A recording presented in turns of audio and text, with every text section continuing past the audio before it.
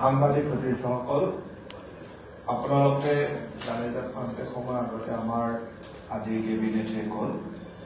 আৰু আজিৰ কেবিনেটত বৰাক ভেলীৰ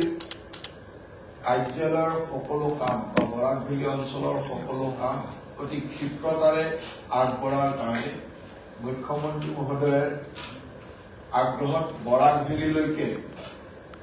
অতি সঘনাই যাতে মন্ত্ৰীসকল গৈ থাকে তাৰ কাৰণে এটা সিদ্ধান্ত লোৱা হৈছে। বৰাক ভেলীৰ ৩খন ডিষ্ট্ৰিক্টত অভিভাৱক মন্ত্ৰী হিচাপে পীযুষ হাজৰিকা আৰু মই নিজে আছো। আমি ৰেগুলাৰলি তাত গৈ থাকো বা অভিভাৱক মন্ত্ৰী হিচাপে নিজৰ দায়িত্ব পালন কৰি থকাৰ উপৰিও আজিৰ কেবিনেটে সিদ্ধান্ত লৈছে যে প্ৰতি মাহতে দুগৰাকীকৈ মন্ত্ৰী বৰাক ভেলীৰ ৩খন জিলা ৩ দিনকৈ থকাকৈ ভ্ৰমণ কৰিব আৰু দুয়োগৰাকী মন্ত্ৰীয়ে গৈ বৰাক ভেলী অঞ্চলৰ প্ৰতিখন জিলাৰ নিজৰ ডিপাৰ্টমেণ্টৰ উপৰিও প্ৰতিটো বিভাগৰ কাম কেনেকৈ চলিছে সকলো ধৰণৰ ৰিভিউ ল'ব। ৩খন জিলা ভ্ৰমণ কৰিব। MLA MP বা তাৰ জনপ্ৰতিনিধিসকলক লগ কৰিব। সামাজিক সংগঠন বা সামাজিক যিসকলৰ লগত আলোচনা কৰিব লগা আছে তেনেকুৱা লোকসকলক লগ কৰিব। DC SP জিলা আয়ুক্ত আৰু আৰক্ষী অধীক্ষকৰ লগত ডিপাৰ্টমেণ্টৰ সকলো কথা আলোচনা কৰিব আৰু যি ধৰণৰ তাত এক্টিভিটি চলি আছে অসমৰ চৰকাৰৰ উন্নয়নৰ কাম চলি আছে এই কথাবিলাক চাব। গতিকে এই ধৰণৰ এটা বৰাক ভেলীৰ সামগ্ৰিক উন্নয়নৰ বা তাত চলি থকা কামসমূহৰ ক্ষিপ্ৰতা আনিবৰ কাৰণে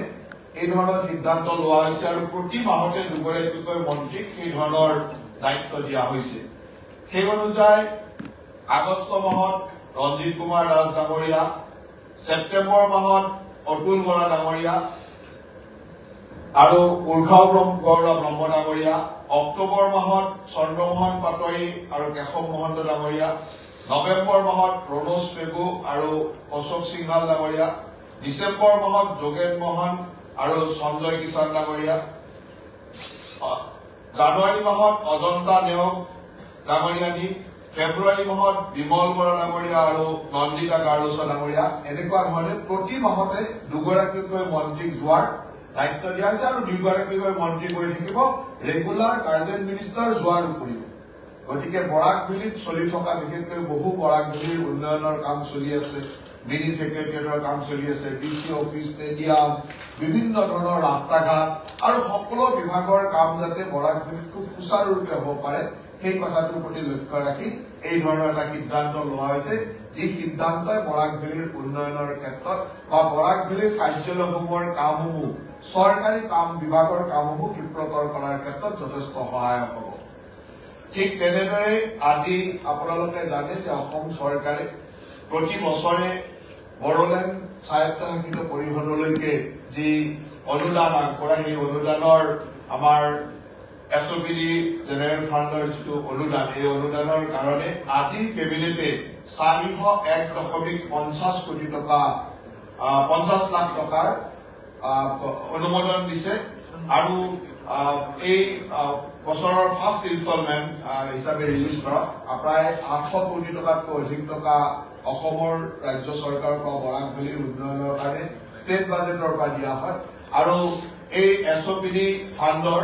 401.50 লাখ টকাৰ BTC চৰকাৰলৈকে আজি অনুমোদন দিয়া হৈছে আৰু এখনসকলৰ ফাৰ্ষ্ট ইনষ্টলমেণ্টটো দিয়া হ'ল। গতিকে বৰাক BTR চৰকাৰখনৰ কাৰণে আৰু বৰাক BTR বড়োলেণ্ড উন্নয়নৰ কাৰণে ইয়াক অত্যন্ত ক্ষিপ্ৰতৰভাৱে কাম কৰাৰ ক্ষেত্ৰত সহায়ক হ'ব। গতিকে এই দুটা সিদ্ধান্তৰ উপৰিও আৰু কেইবাটাও সিদ্ধান্ত আজি কেবিনেটত লোৱা হৈছে। এই সিদ্ধান্তখিনি আমাৰ সতীৰ্থ মন্ত্ৰী কেশৱ মহন্ত ডাঙৰীয়া আপোনালোকক অৱগত কৰাব।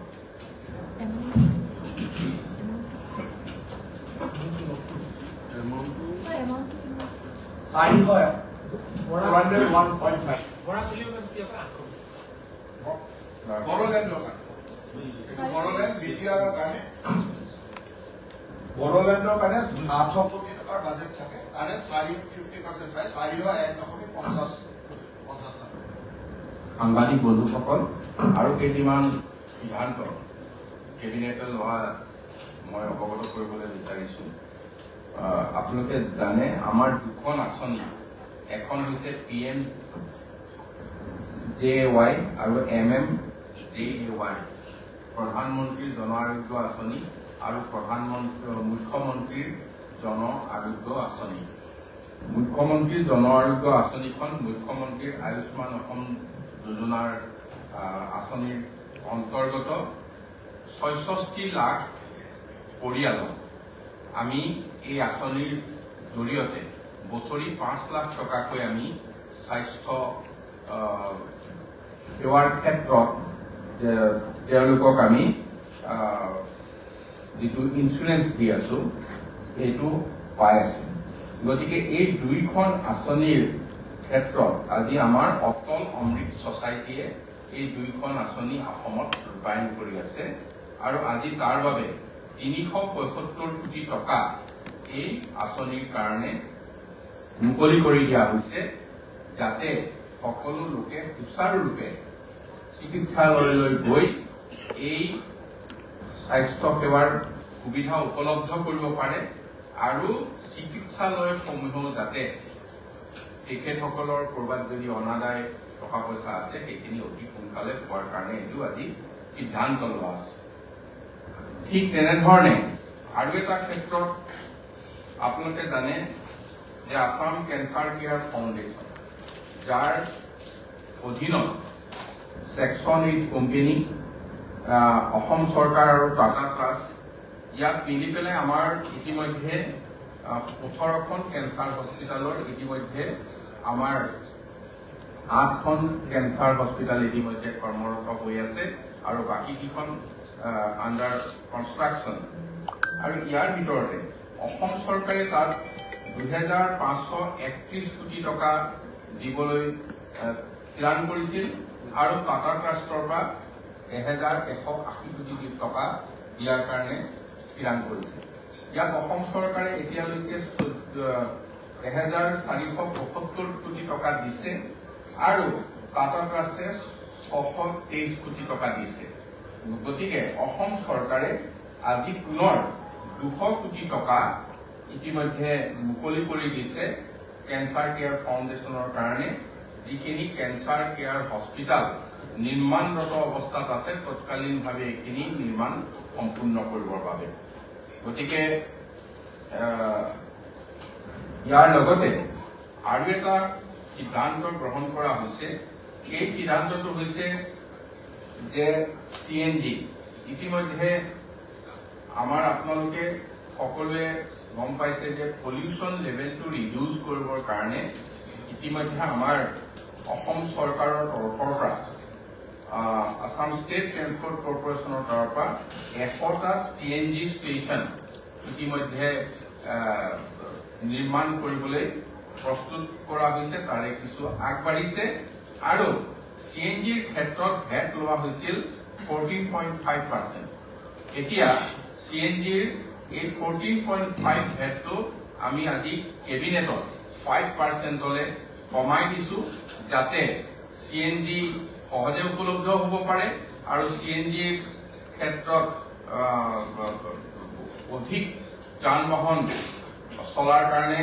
যাতে কম পইচাত চলাচল হ'বলৈ আগবাঢ়ি আহে আৰু এইটো ইকো ফ্ৰেণ্ডলি হয় আৰু তাৰ লগতে আমি আশা কৰিছো যে পেট্ৰল ডিজেল ইয়াতকৈ তেতিয়া কম খৰচ হ'ব আমাৰ পলিউশ্যনটো কিছু নিয়ন্ত্ৰণ হ'ব গতিকে আমাৰ কেবিনেটত এই তিনিটা গুৰুত্বপূৰ্ণ সিদ্ধান্ত আপোনালোকৰ জৰিয়তে আমি ৰাইজৰ ওচৰলৈ আগবঢ়াম আঁচনি দুখন হৈছে আমি ৬৬ লাখ লোকক আমি ইতিমধ্যে প্ৰধানমন্ত্ৰীয়ে পৰিয়াল ৬৬ লাখ পৰিয়াল ৬৬ লাখ পৰিয়ালক আমি ইতিমধ্যে আয়ুষ্মান ভাৰত আয়ুষ্মান মুখ্যমন্ত্ৰীৰ জন আৰোগ্য যোজনা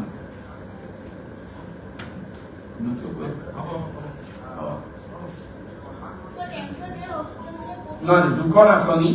এখন প্ৰধানমন্ত্ৰীৰ জন আৰোগ্য আঁচনি আৰু ইখন হৈছে মুখ্যমন্ত্ৰীৰ জন আৰোগ্য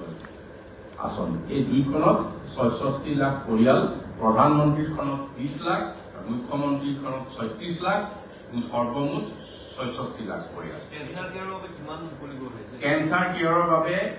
এতিয়ালৈকে অসম চৰকাৰে ১,৪৭৫ কোটি টকা দিছিল। আজি আৰু ২০০ কোটি টকা দিছে। ১,৬৭৫ কোটি টকা আমাৰ অসম চৰকাৰৰ তৰফৰ পৰা দিয়া হৈছে আৰু টাটা ট্ৰাষ্টৰ তৰফৰ পৰা ৬২৫ কোটি টকা দিয়া হৈছে। আৰু ইয়াৰ দ্বাৰা ১৮খন কেঞ্চাৰ হস্পিটেল সম্পূৰ্ণ হ'ব, তাৰে 8খন কৰ্মৰত হৈ আছে। কেঞ্চাৰ কেয়াৰ হস্পিটেল কোন কোন জিলাত হ'ব নহয়, ইতিমধ্যে আপোনালোকে গুৱাহাটীত ইতিমধ্যে অলপ দিনৰ আগত মাননীয় মুখ্যমন্ত্ৰীয়ে উদ্বোধন কৰিছে, আপোনালোকে ভালকে জানে। তাৰপিছত ইয়াৰ পিছতে আপোনাৰ ইতিমধ্যে ডিব্ৰুগড়ত হৈছে, তিনিচুকীয়াত নিৰ্মাণ হৈ আছে, শিৱসাগৰত নিৰ্মাণ হৈ আছে, যোৰহাটত ইতিমধ্যে চলি আছে, ইতিমধ্যে নগাঁৱত নিৰ্মাণ আৰম্ভ হ'ব। ঠিক তেনেকৈ আৰম্ভ হৈছে। তাৰপিছতে আহি আপুনি এইফালে যদি গৈ থাকে, আপোনাৰ ইয়াত হ'ব, বৰপেটাত ইতিমধ্যে চলি আছে। তাৰপিছত ধুবুৰীত আৰম্ভ হ'ব, বৰাক ভেলীত ইতিমধ্যে সম্পূৰ্ণ হৈছে নিৰ্মাণ কাৰ্য, ডিফিত বহুখিনি আগবাঢ়িছে, তেজপুৰত আছে, মঙলদৈত আছে, লখিমপুৰত আছে। গতিকে অসমৰ চাৰিওফালে যাতে কোনো মানুহে বহুত দূৰলৈ যোৱাৰ প্ৰয়োজন নাহে, ঘৰৰ পৰা অহা যোৱা কৰি কেঞ্চাৰৰ ট্ৰিটমেণ্ট বা কেমো ল'ব পাৰে, সেই ব্যৱস্থাৰে অসমৰ ধুবুৰীৰ পৰা ধৰি তিনিচুকীয়ালৈ, বৰাক উপত্যকাৰ আৰু উত্তৰ পাৰ, দক্ষিণ পাৰ, ব্ৰহ্মপুত্ৰৰ দুইফালে 18খন কেঞ্চাৰ চিকিৎসালয় আমি আশা কৰিছো এবছৰৰ পৰা 1.5 বছৰৰ ভিতৰত সম্পূৰ্ণভাৱে কাৰ্যক্ষম হৈ উঠিব। ৰুৰেল মানে চাওক, এইটোতো আৰু ডিষ্ট্ৰিক্ট হেডকোৱাৰ্টাৰতে দিয়া হৈছে, সকলো সা সুবিধা উপলব্ধ হ'বৰ বাবে। আৰু আমি বেছিকে মেডিকেল কলেজৰ ওচৰতে এইকাৰণে কৰিছো যাতে কেঞ্চাৰৰ লগত যিখিনি আনুষংগিক চিকিৎসাৰ প্ৰয়োজন হ'ব সেইখিনিও যাতে তেওঁলোকে তাত